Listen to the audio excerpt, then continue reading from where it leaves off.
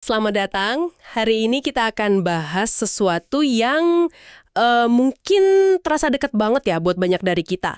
Soal perginya orang-orang dari desa ke kota. Ini kan semacam arus besar gitu, yang lagi mengubah wajah banyak negara, termasuk Indonesia. Nah, Anda sudah mengirimkan kami beberapa sumber yang menarik, dan kita bakal lihat fenomena ini dari 3 sudut pandang yang beda banget. Pertama, kita punya kisah nyata yang, menyentuh sekali dari Tiongkok tentang dampak perpisahan ini buat keluarga yang ditinggal. Terus kita akan mundur sedikit ke tahun 70-an buat lihat sebuah kerangka pikir yang bilang migrasi itu bukan sekedar keputusan satu orang, tapi sebuah sistem yang rumit. Dan yang ketiga, sebuah hipotesis yang lebih besar lagi yang coba menempatkan ini semua dalam pola sejarah modernisasi global. Jadi misi kita hari ini adalah menghubungkan titik-titik ini. Dari dilema satu orang ibu sampai ke arus besar sejarah dunia. Siap ya? Kita mulai dari sebuah desa di Tiongkok. Oke, sumber pertama ini langsung bawa kita ke kisah Zheng Xihua, seorang ibu usianya 36 tahun dari provinsi Liaoning. Gambaran yang dilukiskan tuh benar-benar hidup. Coba Anda bayangin, dia harus kerja di 2 tempat sekaligus di kota. Siang jaga parkiran mobil, malamnya kerja di salon kecantikan. Suaminya udah lama merantau dan ya ampun jarang banget kirim uang. Jadi demi 3 anaknya, 1 putri dan 2 putra kembar, dia nekat berangkat. Tapi apa yang terjadi setelah tahun itu, wah benar-benar bikin hancur hatinya. Benar, saat dia pulang, dunia anaknya itu udah berubah total. Putrinya yang masih remaja, menolak manggil dia ibu. Dia bahkan bilang mau putus sekolah aja terus nyusul kerja di kota. Putra kembarnya jadi liar, sering berantem. Salah satunya bahkan punya bekas luka sabetan pisau di wajahnya. Nilai sekolah, wah jangan ditanya, mereka sama sekali nggak peduli. Iya Tuhan. Dan ada satu kutipan dari Zheng Xihua di sumber ini yang kayaknya ngerangkum semua keputusaasaannya. Kutipan itu nusuk banget emang. Dia bilang, kalau saya di rumah, siapa yang akan mencari uang? Tapi saat Anda pergi mencari uang untuk mereka, mereka malah belajar semua hal buruk. Ini kan dilema yang mustahil. Nggak ada pilihan yang benar. Dan kisah Zheng Xihua ini sayangnya bukan kasus 1-2 orang. Fenomena ini begitu masif di Tiongkok sampai muncul istilah khusus untuk mereka yang ditinggal di desa. Tentara 3869. Tentara 38-61-99. Itu istilah yang kuat banget. Kedengerannya kayak formasi militer. Apa artinya angka-angka itu? Itu semacam kode. 38 itu merujuk ke para istri yang ditinggal, diambil dari Hari Perempuan Internasional 8 Maret, 61 untuk anak-anak dari Hari Anak 1 Juni, dan 99 untuk para lansia dari Hari Penghormatan buat orang tua. Jadi istilah tentara ini metafora yang suram gitu. Desa-desa itu seolah-olah jadi medan pertempuran sunyi yang dijaga oleh barisan perempuan, anak-anak, dan orang tua. Sementara angkatan kerja utamanya udah berperang cari nafkah di kota. Wow, itu benar-benar ngegambarin betapa kosongnya desa-desa itu. Dan kerentanan mereka ini bukan cuma soal emosional kan? Ada satu cerita lagi di sumber ini yang jauh lebih ngeri. Soal insiden susu formula palsu di Fuyang. Betul. Tragedi Fuyang itu contoh ekstrim dari apa yang bisa terjadi waktu sebuah komunitas kehilangan generasi produktifnya. Di Fuyang, sebuah daerah pemasok utama pekerja migran, 171 bayi menderita gizi buruk parah sampai disebut penyakit kepala besar dan 13 diantaranya meninggal. Dan penyebabnya karena bayi-bayi itu diasuh oleh kakek nenek mereka. Tepat, para kakek nenek ini kan pendidikannya terbatas. Mereka nggak bisa bedain mana susu formula asli sama yang palsu dan murah. Mereka juga nggak punya pengetahuan buat cepat sadar kalau cucunya sakit parah dan harus segera dibawa ke rumah sakit. Jadi, ini bukan lagi sekedar soal kenakalan remaja atau rasa sepi. Ini soal hidup dan mati. Ini maksa kita bertanya. Kenapa mereka nggak sekalian aja bawa keluarganya? Itu kan pertanyaan yang paling logis. Apa ini murni pilihan pribadi, mikir, anak-anak lebih baik besar di desa, atau ada sesuatu yang lebih besar, semacam aturan main tak terlihat yang maksa mereka pisah? Nah, itu pertanyaan yang tepat. Karena jawabannya nggak terletak di keputusan keluarga Zheng Xihua aja. Kita harus lihat aturan main yang berlaku di seluruh Tiongkok. Disinilah kita beralih dari kisah individu ke sistem. Sumber Anda menyoroti sebuah kebijakan yang jadi kuncinya, sistem registrasi rumah tangga yang disebut HUKO. Ini sistem yang dibuat di tahun 1950-an yang pada dasarnya membelar populasi Tiongkok jadi dua kasta, penduduk kota dan petani. Jadi ini bukan sekedar KTP yang beda alamat ya. Ini lebih kayak pembagian kelas sosial yang diatur negara. Persis, status huko ini diwariskan dan susah banget diubah. Kalau Anda lahir dengan huko desa, Anda dianggap petani seumur hidup, bahkan kalau Anda udah 20 tahun kerja di pabrik di Shanghai. Dan status ini punya konsekuensi nyata. Tanpa huko kota, Anda dan keluarga Anda nggak berhak atas layanan publik di kota itu. Anda nggak bisa dapat perumahan bersubsidi, jaminan sosial, dan yang paling krusial, anak-anak Anda nggak bisa masuk sekolah negeri gratis. Oh, jadi di situ masalahnya. Mereka bisa kerja di kota, tapi anak-anak mereka nggak bisa sekolah di sana. Kecuali kalau mereka punya uang banyak buat sekolah swasta yang mahal. Benar. Jadi, sistem ini secara aktif menciptakan kondisi di mana keluarga harus terpisah. Tenaga kerja para migran ini dibutuhkan buat bangun kota. Tapi keluarga mereka dianggap beban yang nggak diinginkan oleh pemerintah kota. Nah, yang luar biasa menarik, situasi spesifik di Tiongkok ini ternyata cocok banget sama sebuah kerangka pikir teoretis dari seorang ahli geografi Nigeria, Akin Mabugunje.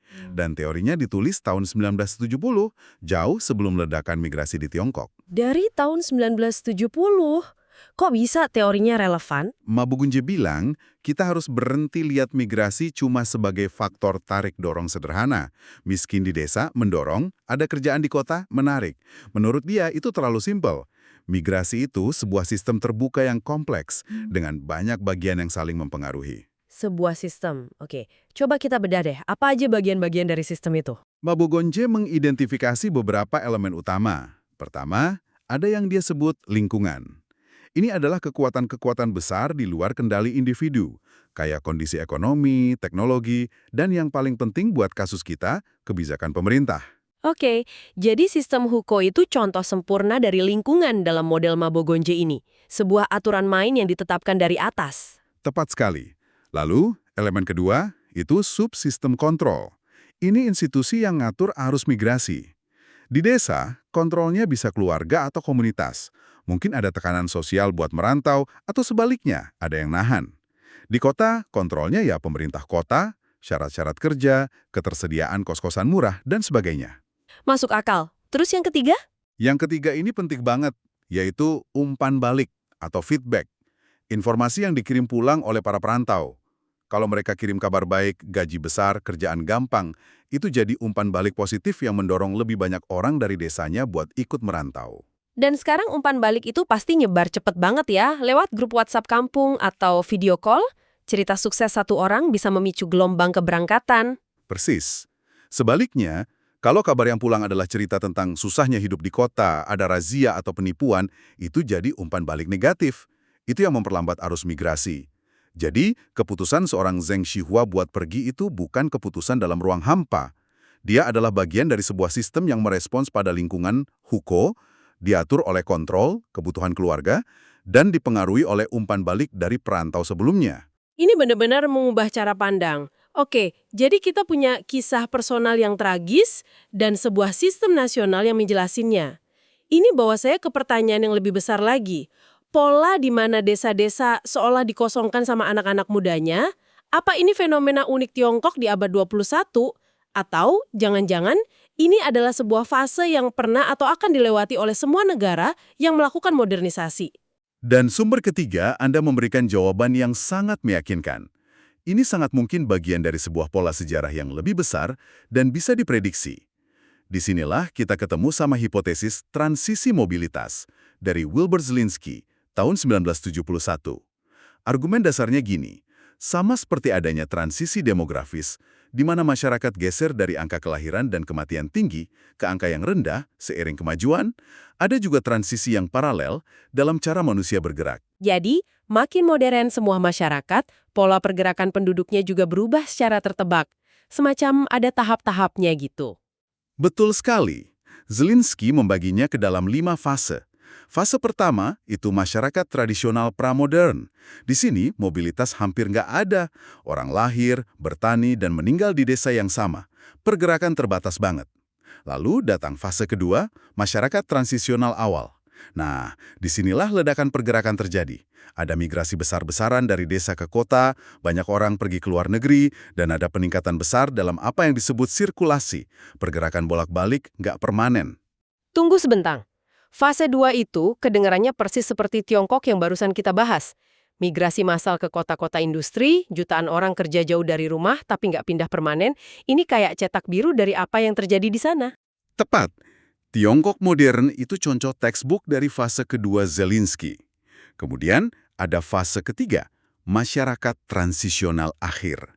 Di fase ini, migrasi desa ke kota mulai melambat karena sebagian besar orang udah tinggal di kota. Tapi sirkulasi justru meroket. Coba pikirin, perjalanan bisnis, liburan, mudik. Wah, kalau Indonesia mungkin ada di antara fase 2 dan 3 ya. Migrasi desa kota masih kenceng, tapi sirkulasi kayak orang yang kerja di Jakarta tapi rumahnya di Bekasi atau Bogor juga udah masih banget. Analisis yang bagus, itu sangat mungkin. Lanjut ke fase keempat, masyarakat maju. Di sini, pergerakan utamanya bukan lagi desa ke kota, tapi antar kota atau di dalam kota itu sendiri. Tingkat sirkulasi tinggi banget, komuter harian, pariwisata internasional, konferensi bisnis. Negara ini juga mulai jadi tujuan imigran dari negara lain yang masih di fase 2 atau 3. Terakhir, fase kelima, yang waktu itu masih spekulatif, masyarakat super maju masa depan. Zelensky berandai-andai, mungkin di masa depan pergerakan fisik bakal sedikit berkurang karena kemajuan teknologi komunikasi. Oke, ini kerangka berpikir yang kuat banget. Rasanya kayak dikasih peta buat melihat sejarah. Kalau gitu, mari kita lakukan sesuatu yang menarik. Coba kita lihat lagi nasib spesifik dari tentara 386199 tadi, tapi sekarang pakai kacamata teori ini. Kita tahu Tiongkok ada di fase kedua transisi. Apa artinya itu buat para istri, lansia, dan anak-anak yang ditinggal? Ini bagus. Mari kita mulai dengan para istri kelompok 38. Sumber dari peneliti bernama Biao Xiang ini menyoroti sebuah fenomena yang dia sebut pertanianisasi perempuan. Sekilas, ini mungkin kedengarannya positif ya, kayak pemberdayaan perempuan, tapi analisisnya jauh lebih dalam dari itu. Maksudnya? Ini terjadi bukan karena perempuan tiba-tiba jadi petani yang lebih hebat, tapi karena pertanian itu sendiri udah jadi sektor ekonomi yang tersisih, yang marginal. Kerjaan di pabrik atau konstruksi di kota jauh lebih menghasilkan. Jadi kerjaan yang lebih bernilai itu diambil sama laki-laki, sementara pertanian yang hasilnya pas-pasan diserahkan kepada perempuan. Jadi paradigma tradisional pria urusan luar, wanita urusan dalam itu sebenarnya nggak berubah. Cuma skalanya aja yang membesar, dari rumah dan ladang jadi kota dan desa. Itu cukup menyedihkan sebenarnya. Tepat sekali. Sekarang kita lihat para lansia, kelompok 99. Disinilah kita nemu sebuah paradoks yang mengejutkan banget dalam penelitian itu.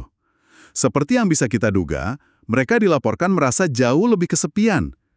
Tapi secara umum, mereka justru dilaporkan lebih puas dengan hidup mereka dibanding para lansia yang anak-anaknya nggak merantau. Serius? Lebih puas? Itu benar-benar berlawanan sama intuisi. Saya nggak ngerti gimana bisa mereka lebih bahagia pas ditinggal sendirian. Apa alasannya? Jawabannya satu kata, uang. Uang kiriman dari anak-anak mereka. Meskipun mungkin nggak besar, secara signifikan ningkatin rasa aman finansial para lansia ini. Sumber itu nunjukin data yang jelas, orang tua dengan anak migran menerima bantuan tunai, hadiah, dan biaya pengobatan yang jauh lebih besar.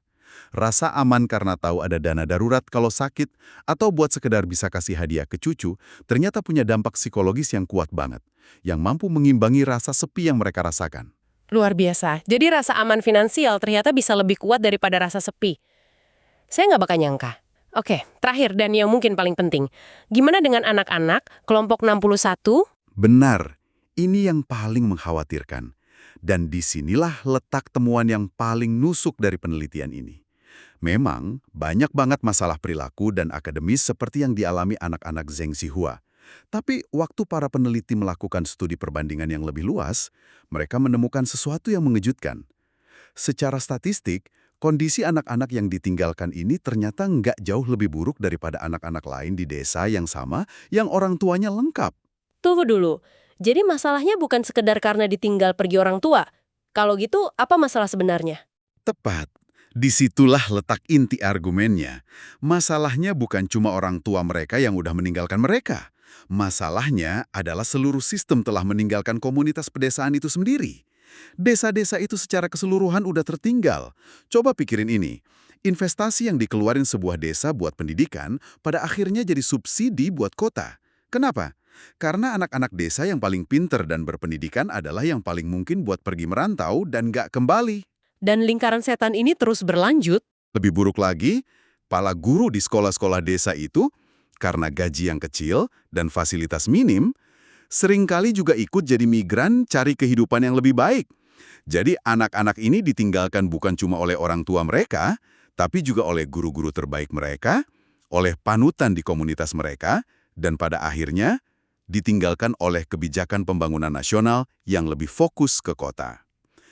Kisah Zheng Xiwa bukanlah kegagalan seorang ibu, tapi gejala dari sebuah sistem yang gagal mengangkat seluruh komunitasnya secara merata. Oke, jadi kalau kita tarik benang merahnya dari pembahasan kita hari ini, fenomena migrasi desa ke kota ini, yang kelihatannya kayak jutaan keputusan pribadi yang acak, ternyata sama sekali nggak acak. Ini adalah sebuah proses yang bisa diprediksi, sebuah fase dalam modernisasi, seperti yang digambarkan oleh peta sejarah Zelensky. Dan proses ini berjalan di dalam sebuah sistem yang rumit, seperti yang dijelaskan Mabo Gunje, di mana aturan main yang ditetapkan pemerintah, kayak sistem hukum itu, bisa menciptakan konsekuensi manusiawi yang luar biasa besar, dan memaksa jutaan orang masuk ke dalam dilema yang mustahil, seperti yang dialami Zheng Xiwa. Dan pada akhirnya, ini yang paling penting, masalah yang dihadapi oleh tentara 38-69-9 yang tertinggal itu bukan semata-mata karena orang yang mereka cintai pergi, itu cuma gejalanya. Benar. Akar masalahnya adalah seluruh ekosistem pedesaan itu secara ekonomi, sosial, dan pendidikan telah tertinggal dalam derap langkah pembangunan. Migrasi adalah respons logis terhadap ketertinggalan itu, tapi pada saat yang sama, ia justru memperparah kondisi di sana dengan menguras sumber daya manusia yang paling berharga. Ini meninggalkan kita dan Anda dengan sebuah pemikiran untuk direnungkan. Pada tahun 1971, Zelensky cuma bisa berspekulasi tentang fase kelima, di mana kemajuan teknologi komunikasi mungkin bakal ngurangin kebutuhan manusia buat bergerak secara fisik. Sekarang, lebih dari 50 tahun kemudian, kita hidup di dalam spekulasi itu. Kita punya internet super cepat, kerja jarak jauh jadi hal normal, ada AI, bahkan realitas virtual.